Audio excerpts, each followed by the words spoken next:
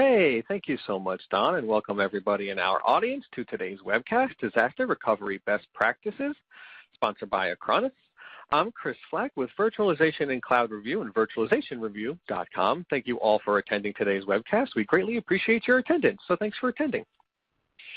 Just a few quick things before we get started with today's show and introduce our speaker and get all the fun started. So just a couple quick reminders. So first things first is we are recording today's event for future viewing and listening purposes. We'll send you a link within 24 to 48 hours after the show is over where you can view the replay. We encourage you to share that link with coworkers, colleagues, friends, anybody who may be interested on today's topic.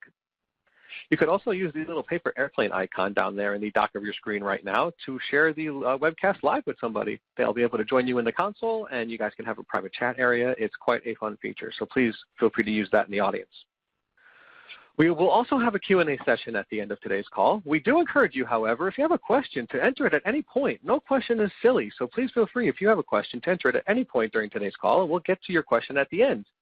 If we don't get to it, don't fret. We'll make sure that somebody from Acronis gets back in touch with you once the presentation is over. But please, feel free to ask your questions at any time during the presentation, and if you need any technical help, that's where you can ask as well. Joining us for today's webcast, we have a really great presenter. Got to know Mark a bunch recently. His name is Mark Jameson. He is General Manager of Acronis Disaster Recovery.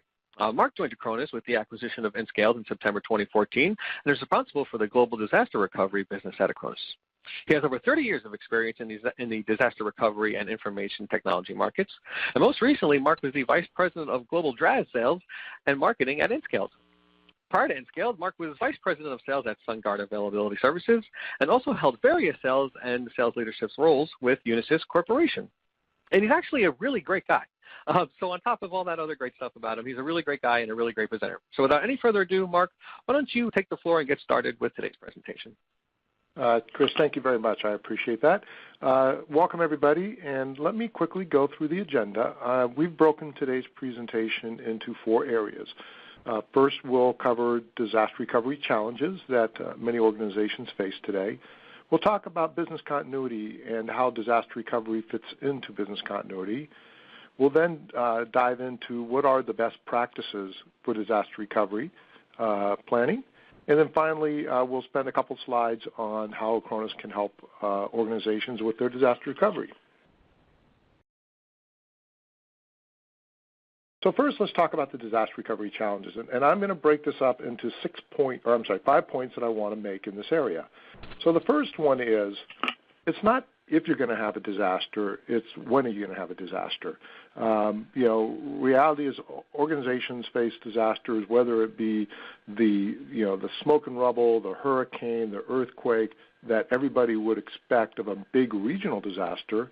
But that's only 3%, as you see from the slide. It's a very small number of occurrences. Reality is you're most likely to get hit with a single occurrence, whether it be your data center, your network, attacked by ransomware, server crashes. Those are the most likely type of events. And unfortunately for most organizations, your clients are actually less forgiving on those type of events when you're not prepared for them. Oftentimes you can get a little sympathy when it's this big regional event and they understand everybody's been impacted. But when it's just a single site and it's just you and you haven't prepared for it, what we found is clients are definitely less forgiving in that type of a situation. And on top of that, you have to look at, not only, will you have a disaster, but what's the real cost and are you prepared for it? Which you'll find, and there's been numerous studies out there, but one according to Gartner is that 3 out of 5 companies that experience a catastrophic or a prolonged outage will be out of business within 2 years when you look at that mid-market small business marketplace. And what's the concerning part about all that, when you look at surveys of those small businesses, only about half of those small businesses believe they're prepared and that they're planned for it. The other half don't really even believe themselves that they have a plan, let alone those that think they have a plan, and yet it might not be a very solid, valid plan. So you are going to have a disaster, and there is a significant impact of it. So those are 2 big challenges. But from an IT perspective, what ends up being the challenge that you have to face when you're thinking about that, and that is the complexity and the resources. Every day we see our customers out there, they're being asked to do more with less. Have more complicated networks, have more applications they need to deploy, but yet they need to do it with less resources, less funding. And so that's always a challenge. How do you solve for disaster recovery and at the same token, meet the needs of the business, reduce costs, do it with less resources. So this is really a issue that we see our clients and organizations across the globe having this challenge. And on top of that, when you look at our world today, it's becoming more digital. Everything's becoming digital. It's kind of interesting. I think back a few years ago, I won't date myself too much, is that oftentimes you would have a DR strategy or a business continuity strategy, and it would be a manual step. Okay, what do we do manually to solve this problem if we were to have a DR event? And the problem that you have now is most of these business functions or tasks that we do don't have a manual step, or the people that knew how to do it manually are quite frankly retired now, and everything is so digital and so automated that you really need to plan for it and what's the impact of the business when you have an outage. Again, it's just our world has become digital. There's the cool and great things about that, but then there's also the concerns, whether it be security or how do we protect for it, et cetera. And then the fifth thing I want to talk about with regards to DR challenges is really, how do you do it? How do you solve the problem? How do you provide yourself disaster recovery protection? And although I'm not going to dive a whole bunch into this topic at this point in time, there's really a couple different ways you can look at it. You can look at doing it yourself, building your own disaster recovery solution, which most organizations these days find that tends to be more expensive when you really look at all the moving pieces. I always like to chuckle. I have a time several years ago where I was talking to one of my clients, and they said, well, Mark, you can't count the cost of the facility in the disaster recovery because we don't pay any cost for facility. And I argued with them a little bit on that, and I came back, I said, okay, if you insist, I won't include it. And then the next time I actually had to meet with him, his administrative assistant called me and said, hey, Mark, you need to meet at a different location. And she gave me the address, and I pulled up to the new location, and it was a strip mall. And what they had were some offices in the strip mall. I walked in there, and I asked him, so what's going on? He said, well, we were, building out some other things in the main facility, and they moved us over here. And I just looked at him. I said, so how much does this cost? And he said, okay, Mark, I'm going to give you this one. You get to count the facility space. So it's really looking at what are those challenges? What are the true costs of doing a disaster recovery solution if you build it yourself? How complex is it to support it and maintain it versus having somebody else provide a solution that's already done, and how reliable it is? Oftentimes you see disaster recovery as a service companies, a lot of their clients come from do-it-yourself provider, companies that had a disaster and the solution wasn't there.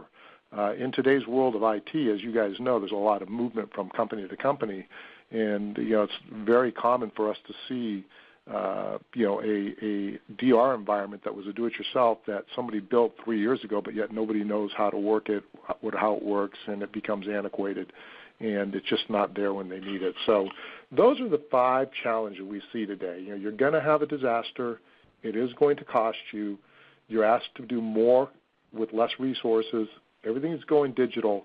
And what is the right solution? Is it do it yourself, or is it get a solution from somebody else? Now I'd like to spend a few minutes talking about business continuity and disaster recovery. It's kind of an interesting subject. It's oftentimes I hear people interchange these words, and get the two mixed up. And I wanted to spend some time just clarifying the difference between business continuity and disaster recovery. So when you look at business continuity is an ongoing process. So it's not a one-time event, but it's looking at the life cycle of your business. It's an ongoing process. How do I protect, or how do I assess the risk? How do I analyze, what I'm going to need? Then I need to design it. And it's looking at all aspects of your business. It's not just IT. It's from your, if you're a retail store, it's looking at your stores, it's looking at your manufacturing facilities, your warehouses, your IT, your administrative staff, your people. So it's very important that you look at the whole process. I'd also argue it's an interesting concept is who is responsible for business continuity planning. For years you would see that IT would handle both business continuity planning and DR. And in some of the bigger organizations over the years, you saw that business continuity planning was moved into the business where it should be, and then IT was just a piece of it. That really leads into our next slide, and that is, disaster recovery planning is part of a larger BCP process. It's an integral part, and it supports most of the business applications that are out there because they are oftentimes automated. But it's not the only part, and it should be one thing that the business is looking at when they're trying to determine how to protect their business and how to stay in business. As the slide says, disaster recovery is focused on the protection of IT assets. It could be facilities, it could be hardware, it could be software, it could be people. People's one that's oftentimes, that's I don't want to say a forgotten attribute, but it's one that people don't put enough weight into. And a good example, I had the opportunity, years ago after Hurricane Katrina hit, to interview a lot of organizations that were impacted by it. And one of the interviews I had was a CIO of a bank, and it really stuck with me and hit home. And that is, when they had the disaster, he could almost divide it into thirds. So the first third was that when the disaster struck, 1/3 of his employees in IT quit. Said, nope, I'm impacted by the disaster, my family's, I am not going to go do some type of disaster failover. Then he had the second third, which was, okay, they went and did the disaster event, and they said, you know what, I'm never going to go do that again. I'm not going to travel away. My family was impacted. I don't want to go through that again. And then the final third is those that went and did the DR event and then afterwards stayed with the bank and continued on. And so you really need to take things into consideration and say, okay, how far do my people have to travel, or how do they need to access it? All the different types of consideration of will those resources, which are hardware, facilities, people, software, be available when I need it. And that's really important. And I don't want to say it gets overlooked. I don't think enough value at times gets placed on that. We just make the assumption that, the people are going to be there. When you look at the small business market and even into the mid-market, that becomes a little more challenging when you realize there's not a whole bunch of people that can handle the event. So you might only have one person. I know in a prior life, I always enjoyed, we used to do tabletop planning exercises with our clients, and you'd have the business owners and the executives and the IT resources in the business planning, and I really enjoyed, my favorite thing to do was when we would start off the session, we knew who the key IT people were, and we'd actually tell them, okay, I got some bad news for you. You didn't survive the disaster. You can go home today because you're not part of this. And then everybody kind of looks shocked. The person leaves the room. And then now we turn around to everybody else and say, okay, recover your company, and start the process. So, again, it's looking at the entire resources of the organization. And then, again, this is just another way of looking that disaster recovery planning is just a piece of, it's a significant piece, but a piece of contingency management. You're looking at, assigning the risk. You're looking at media plans. You're looking at, validating and testing the entire business continuity plan, not just the DR side of it. So it truly is a bigger view. It's a view of the business, and DR should be, one piece of it. And that's why I go back to what I said up front. There's different schools of thoughts, and of course, with different size organizations, it could vary on where the resources are available. But business continuity itself should be run by the business. Disaster recovery should be a piece of business continuity. So now let's talk, and we're going to spend the bulk of our time now talking about disaster recovery best practices. What are those practices that every organization should be looking at, regardless of what your IT infrastructure looks like, whether you're hosted in a co-location facility, you have your own data center, you're up in the cloud. What are those best practices that you should be considering? So the first one that I want to talk about is supporting the business. And that's key. Understand how disaster recovery planning fits into the overall business continuity plan and supports the goals of the business. Two things I'd like to talk about here.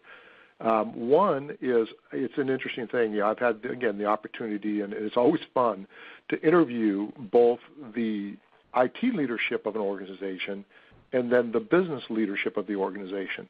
And I can tell you that more times than not, when you talk to them about what is their disaster recovery plan and what are their business requirements, what are their recovery time objectives, or the recovery point objectives, how fast they have to be in business and how much data can they lose, you get two different answers. You very rarely have the business and IT in sync on exactly what they need. Now, granted, there's a lot of things that go into that. The business would love to have the world, but it costs a lot to have the world. But it really, truly is, the IT needs to ensure that they're there to support the business and that they're making sure that what they have in place will protect the business. And that could be something that's an always-on, always available environment, or it's something that, we don't need that for 48 hours. So it's irregardless of what type of recovery you're using. In addition to that, when you talk about the business, you really need to look at the supply chain. Because, in the old days, it was, you just worried about the business and there wasn't much thought about the supply chain.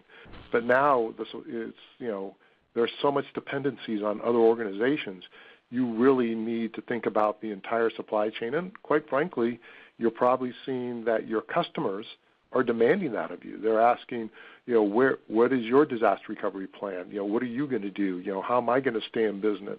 If I'm a manufacturer and I'm just-in-time manufacturing, I want to know how you're going to be able to get your parts to me, if I need them, so that I don't have to, turn off my manufacturing. So understanding the business and the impact on the business is critical. The second thing is plan ahead and document it. It's a disaster recovery plan, as I said before, is a living, breathing document. It has to cover different scenarios. You assume the worst. You overestimate the risk because, like I said, you have to plan for what's the human impact. Human impact, is in different things. Are they going to be available? Are they going to be at 100%, functioning as far as paying attention to what they need to do? And then it's oftentimes, you have to look at realizing in a DR event, the easier path, even though it might not be 100% of your business back, might be the better way to go. I'd much rather have 90% of my business back up and running within a shorter time frame than to wait a lot longer to get 100% if I really don't need that last 10%. So that's part of, really looking at what the plan should be. And you know what? Don't develop a plan in a vacuum. This is one where you need executive buy-in. You need others to participate, and feel that they are part owner of the plan.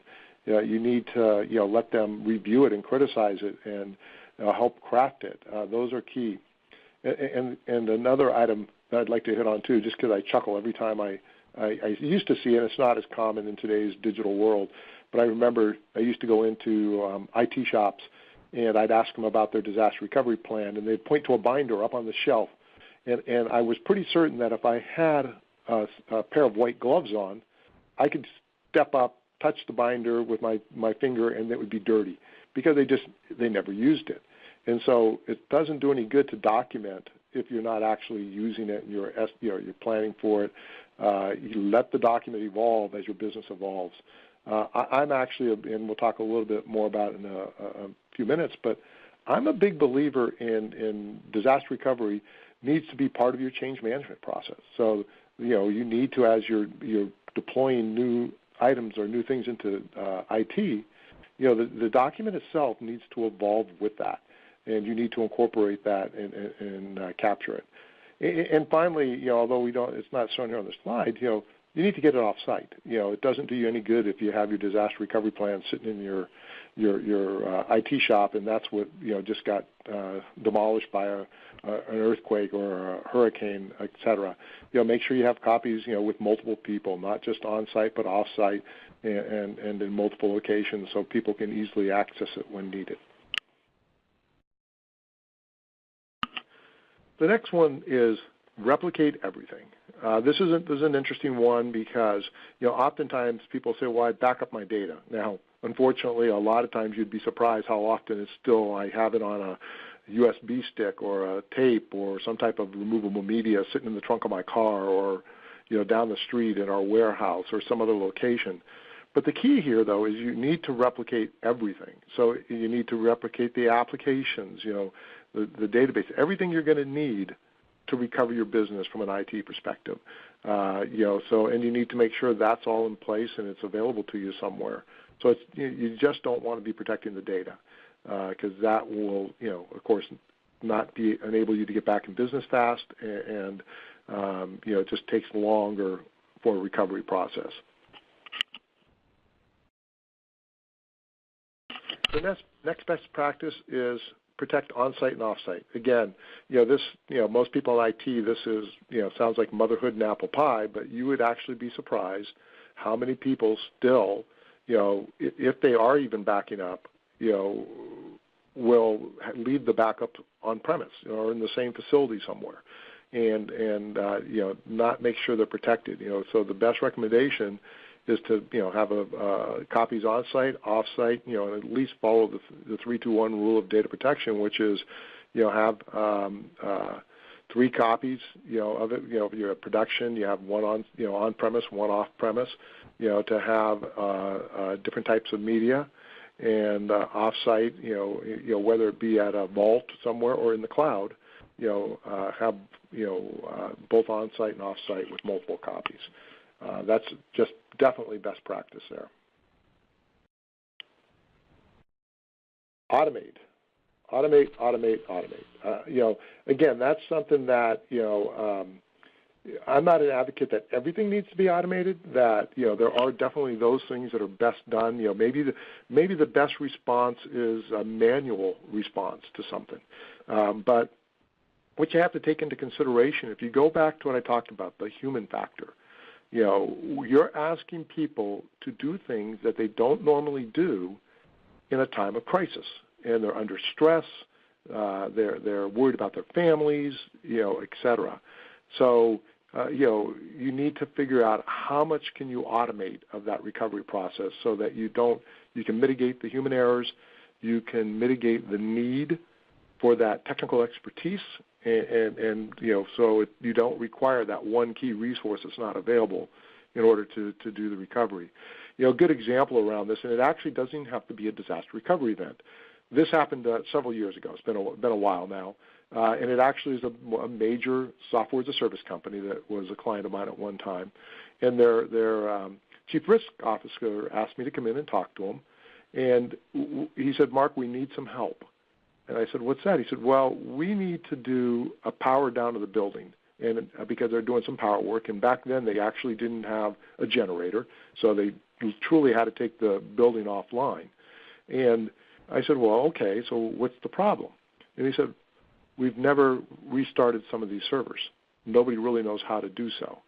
And so my only point there is that they didn't have that knowledge. They hadn't sat down and up front said, "Okay, let's put it together, let's document it, let's automate it so that it's something that can easily be done." And again, it sounds like, well, Mark, that only happened years ago, but no, it still happens every day today. We see it, especially in the small business space and in the mid-market space. So it's definitely one that is more you can automate on a solution or a disaster recovery solution, the better off you're going to be, regardless of the architecture or the way you decide to deploy it. If you have a do-it-yourself solution, same scenario applies. Okay, test, and then test some more. Interesting, everybody, and I kind of chuckle when we say test because, the minute you say test, everybody associates that with a pass-fail grade. Did I pass the test or did I fail the test? And my challenge to you would be, if you're testing and you don't find something, then you probably didn't test well enough. Because IT is not a static environment. It's changing all the time. And so that's the real purpose of testing. Did I capture the changes? Did I, if something changed, did I catch it before I have a live event? That's why I mentioned earlier, I'm a really big advocate of making disaster recovery part of the change control process, where, okay, we got approval for the production, from operations, from R&D, from support. Did we get it from the DR group? So, that's, very much you want to test that and make sure you test it often. It's interesting, it's not uncommon for people to sign up for disaster recovery, and then it's just a shame when they actually don't test that often. And most solutions out there with today's technology, it's such that you can test on a fairly regular basis, whether it's every several weeks testing your entire environment, or testing individual servers every day. And the other nice thing about it is there's definitely a lot of automation out there today that allows you to to automate the testing process. So it's not something that you actually have to have that human interaction every single time and consume those resources that are already spread thin, to do that testing. So again, the big thing is test regularly, but also test ad hoc. So it's kind of funny. I chuckle when I look at the ad hoc testing, because I had some clients that would actually kind of script out their whole test, and I always was interested to read the script that they're following, because my comment would be, well, hold it, you're saying do this, and do this could be ship a piece of equipment to here before we do our test. And my argument would be, well, hold it, you do realize in the event of a disaster, that's going to take 24 hours or 48 hours. You got to think through what's actually going to be required, and thus do an ad hoc test. Don't follow a script. Say, hey, we want to fail over our environment today. We want to go, sometimes you want to do a live failover where you want to fail everything over and start running in the secondary location. Those are things that you need to do from time to time, and that's all part of a good testing plan. Security. Remember the security. It's interesting. When I first started in the disaster recovery as a service business, where we were selling a cloud type solution, quite frankly, we spent most of our time in the initial sales process talking about security and why the internet was secure, and why our cloud offering was secure, or why a private cloud offering was secure. And that would actually take, and we hadn't even talked about the service or the solution yet. We spent a lot of time talking about that. And what you find, and there's numerous reports from different analysts that support this, is security is no longer that type of a discussion. It's more of the check boxes. Do you have secure data centers? Do you have the right certifications based upon the compliance requirements of the business? Do you have the right technologies in place? Like, do you encrypt the data when it's in flight? Do you encrypt the data when it's at rest? So it really has moved to more of, do you have the right technologies there, the right people there, the right resources, the right processors, and the track record for security? Not that, is the cloud secure? Because I think everybody would agree the cloud has moved to that point where people realize there's critical data out there, there's mission-critical data out there, and the key is just making sure you store it in a secure environment.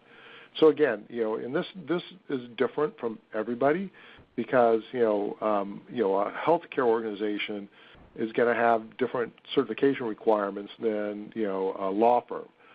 But with that said, it's not surprising that sometimes that's not the case. And I use as an example, healthcare has, as everybody knows, HIPAA, Healthcare Information Protection Act requirements.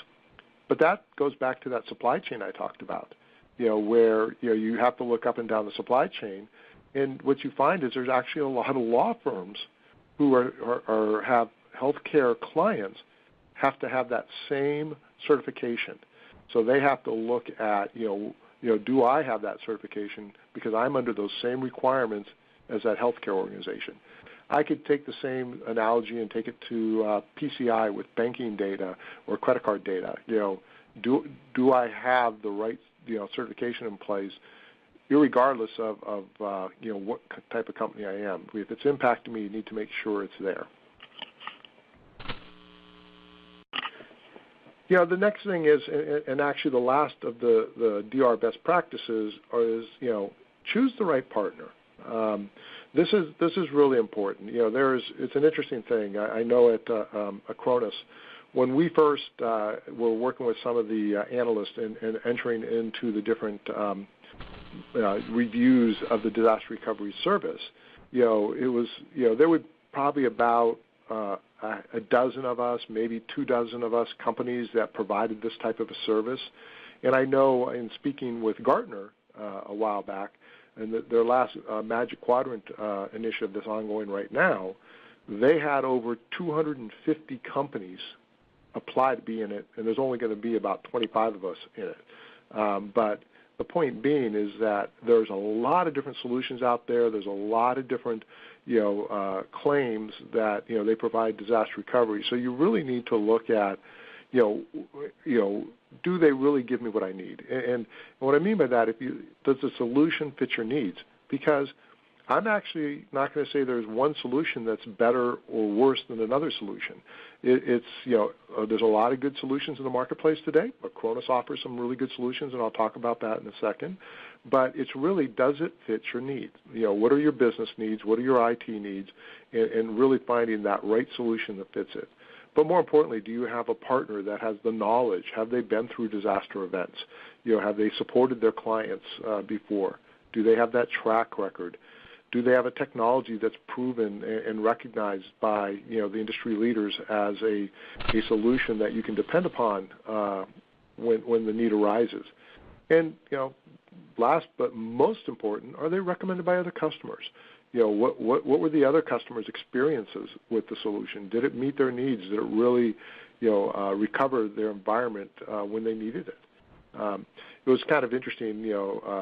About 2 years ago, I was at a dinner with several of our customers, and where I was sitting at a big table, and they all went around, and it was interesting. Even some I didn't even know of, all shared stories of how the solution helped them. All the way from on the one end, had clients that talked about, well, I was able to recover a corrupted file from the local appliance. That was one discussion. To another one that actually had an EMC Symmetrics storage environment fail, and he actually failed over his entire environment to into the cloud, and they were able to run and keep going. So it really depends on how your vendor can be there to support you, and do they have a good track record with their customers. So that was the best practices of DR recovery planning. Those are the things that you should consider. So when you get a copy of the presentation, please go back and look at them and look at your plan and say, does my plan address this? Do I have these pieces in my plan, and is it covered? Now, I do want to spend a few minutes, only 4 slides on Acronis and how we help you with data protection. First of all, if you don't know Acronis, we've been in business for over 14 years, and our world is all about protecting data, protecting the digital lives of of individuals and businesses worldwide. If you look at our entire client base, we are a global company. We're spread across Europe and the Americas and in Asia. And actually, it's kind of a really cool thing is that if you look at all of our clients and the data we protect, whether it be on their premises or in the cloud, the estimation is we protect over 5,000 petabytes of data for our customers. And that's a lot of data, needless to say. And we have about 50,000 partners across the globe that work with us on our different data protection products of selling them, providing them, and delivering their services using our products. We have about 500,000 business clients that use the Acronis products, whether it be our on-premise disaster recovery and backup, or whether it be in the cloud. There are a lot of clients that depend upon us. You see some of the names of some of our bigger clients, but we have, from the smallest small businesses all the way up to large, Fortune 100 organizations that depend upon Acronis to help protect their needs. And then you also see we have about 5 million consumer licenses. You might be, somebody that says, hey, I know of Acronis. I used you to back up my software, for my laptop. And, one of the nice things is if you are looking at your backup protection, we just released this year a really nice version of our workstation-based backup, where our consumer backup, where you can protect yourself from ransomware and other types of capabilities, and it's really nice. And if you go to our website, you'll be able to get a trial of it. And then finally, we have about 50,000 OEM licenses. So you actually could be using our backup software and you don't even know it. We have a variety of OEM partners that use our software in their products. And while you might not see a Acronis on the label, we are under the covers providing the data protection for your environment. And if you look at what we do, we really are a portfolio of data protection. We look at any type of protection, whether it be backup or cloud storage or disaster recovery or file sync and share environments. We have products like our Notary product that is mentioned down here, where it will validate that what I backed up and certify that data I backed up is the same data I recovered. Or if it isn't, it will tell me when it was changed.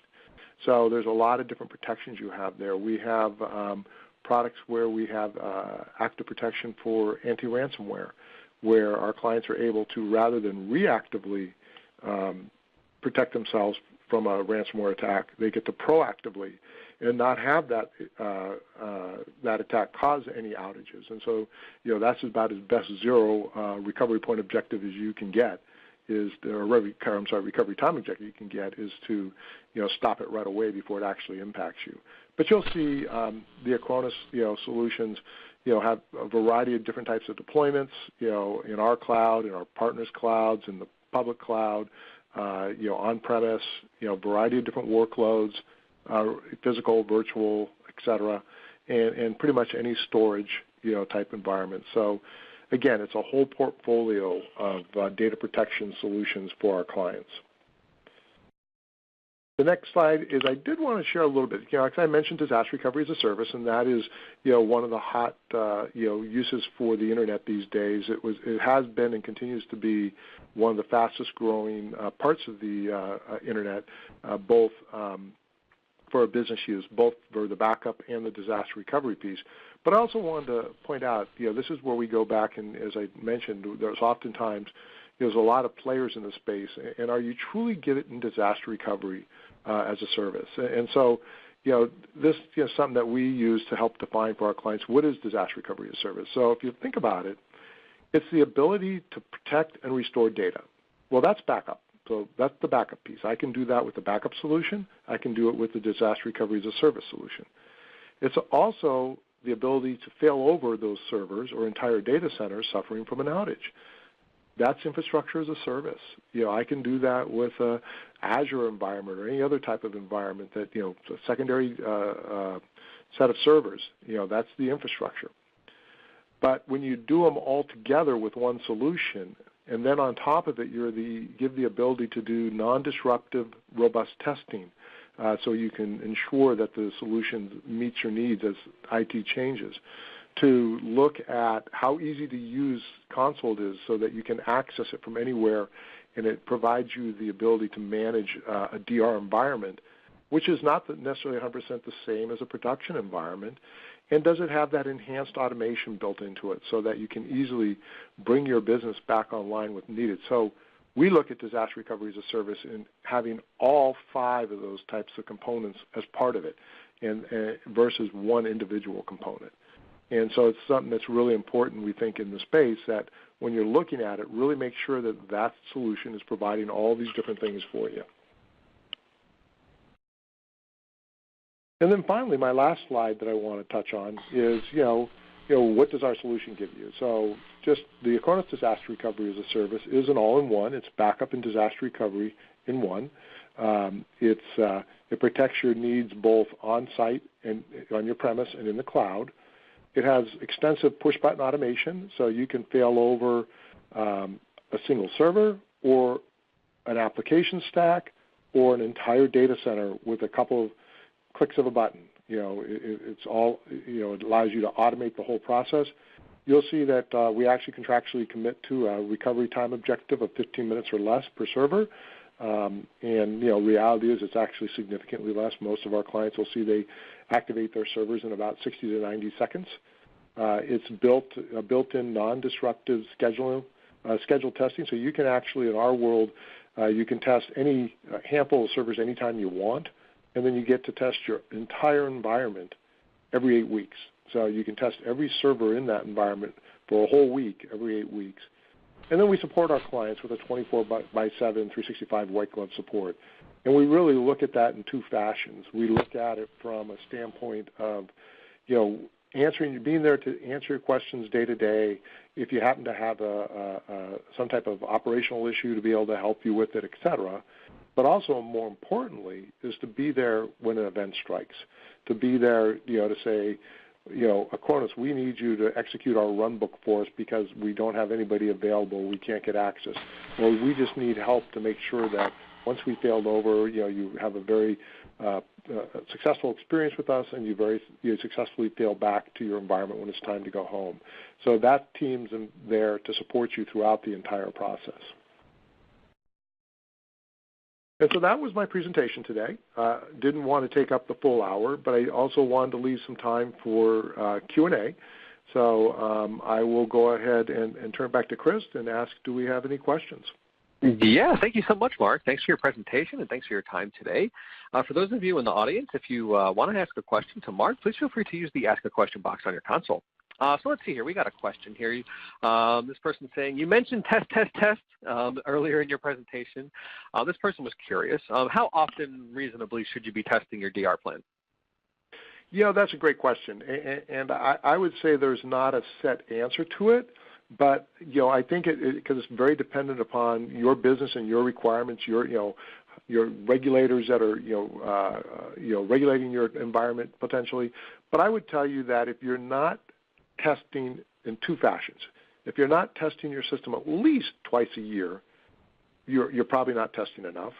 That should be your minimum, and you could test more often than that. But more importantly, you need to be testing, as I call it, unit testing. Whenever you change something in IT, you should be testing that to make sure it works in DR too. So I would say at least twice a year from a overall environment at a minimum, and whenever you're, as part of the change control process, you should be doing unit testing. And an additional question regarding to testing, what departments or who should be involved in the actual DR testing? What is your opinion on who should be involved in that process? And that's a great question. So that's one where you do need to get the buy-in of all departments. So it should, not only is the IT team involved in testing it and making sure the IT infrastructure is there, but you also should be the business owners, those that are actually using the applications. They should be involved to say, is it functioning the way it should be? Am I getting the results I need? Are we able to conduct the business? So you might not have the business owners involved in the unit testing, but you definitely should have them involved in that twice-a-year minimum testing. We've got another question here. This person was curious, should we include our Azure cloud environment in our DR and business continuity planning? Absolutely. And I'll extend it beyond that, not just Azure. No matter wherever your IT infrastructure is, and in most organizations today, it's not in one place. It's spread out. So definitely, if I have, maybe I have a co-location facility, maybe I have an Azure environment, maybe I have an AWS environment, I need to look at all the different places I have data. Maybe I have it sitting in my data center, but maybe I have branch or retail stores that have data. I need to look at all those different areas and include them as part of the plan. How am I going to get access to it? How am I going to be able to recover our business and run, with Azure if I don't have access to the Azure environment? So yes, you definitely need to look at that. It's actually an interesting thing. I had the opportunity to sit down with a major corporation, and we were talking about, their DR plan. And one of the things we were talking about was accessing the DR systems. And I actually had them draw out the network for me. And I sat there and looked at it for a little while, and then I said, okay, how do you get from this point to that point? And they looked at it and they said, good point. We can't. And so they had to relook at it. But it's looking at all the pieces no matter where it sits. So, yes, absolutely, you should include any cloud environments as part of your DR planning process. We have a question here from an audience member. They're asking, who should own, quote unquote, own the preparing of the DR plan and business continuity plan within our company? Yeah, again, good question. I touched on that earlier, but yeah, absolutely.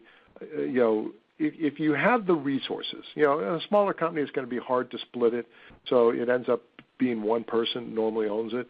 But the best practice is to have the business, somebody in the risk management office or somebody in some other part of the business own the business continuity plan, and IT, whether it's in operations or a separate group within IT, owns the disaster recovery plan and work in conjunction with each other as part of it. This is a question from an audience member. They're saying, I might have missed this, and apologies, but do you guys back up physical servers as well? Absolutely. It's physical, virtual. We do them all. And somebody else was curious here in our audience: is your backup in DR solution platform agnostic? Not 100% sure what you say when you say platform agnostic, but if I'll interpret it is, do I care what hardware infrastructure it's on, or am I supporting a NetApp disk versus an EMC disk or storage array? Yes, we are definitely agnostic. We will protect multiple hypervisors. We'll protect multiple storage platforms. We'll protect multiple server environments. We are a Windows and Linux-based backup and DR solution. So if it's not Windows or Linux, I wouldn't be protecting it. But yes, in those environments, we're agnostic. So we got a question here. People talk about tiered recovery in a disaster recovery plan. How important exactly is it? It's absolutely critical for two reasons. The first reason is, quite frankly, financial.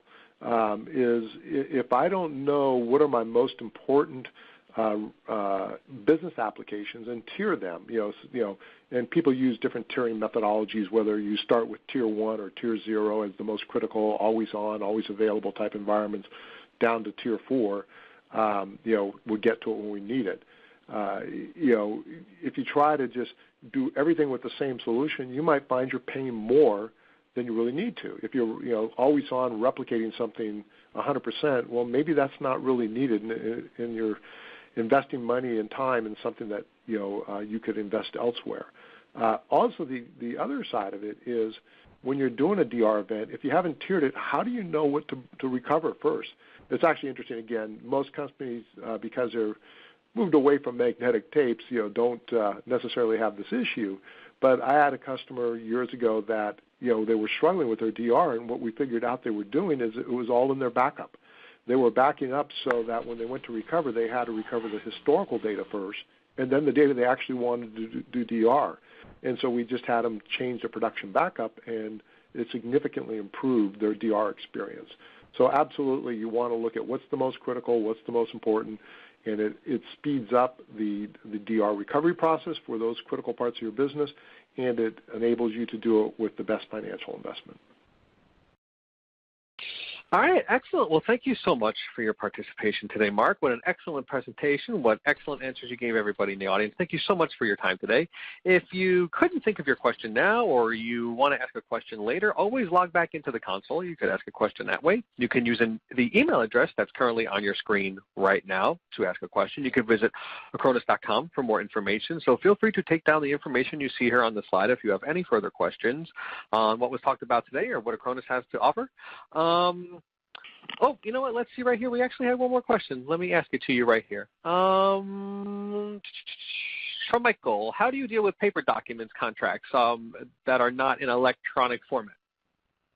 Again, that would be something when you're looking at the solutions. How do you handle it? So in other words, is it something that you can digitize? Is it something that if you can't get it off premise, do you keep it in a fireproof vault, or if they're that critical? It's absolutely. I kind of chuckle because we don't have that question as often because as we move away from paper, but it's definitely something of, if you need it, are you having a copy of it? Are you digitizing it and then storing it, just like we would anything else? Or if you can't and there's only one copy, are you storing it in a protected environment that when the disaster event's over, you're comfortable it will still be there? We've got actually a couple more questions, so apologies. In the Amazon Web Service environment, should one test availability zone and regional recovery, or both? I guess I'm going to say both. Again, it really comes back to how you guys have things deployed and what you're doing. But I would always look at testing different scenarios is a better way to look at it, and saying what could be impacting me and what should I be testing for.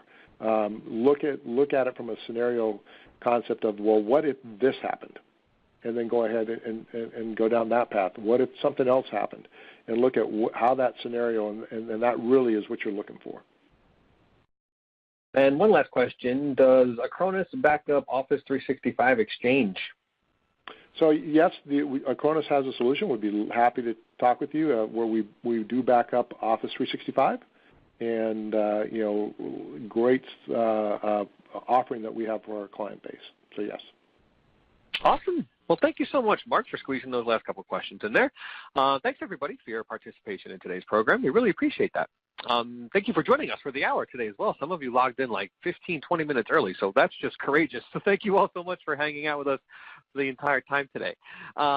If you have any further information that you want, if you want a copy of the presentation, keep an eye out for the replay. We'll try to include a copy of that there. But thank you all for attending today's show. We really appreciate it. Hanging out for the hour, asking really great questions, participating with myself and Mark. Thank you all so much for your time today. Today's webcast, Disaster Recovery Best Practices, has been sponsored by Acronis and brought to you by Virtualization and Cloud Review and virtualizationreview.com. Thank you all for attending today's program. We hope you have a great rest of your day. Take care.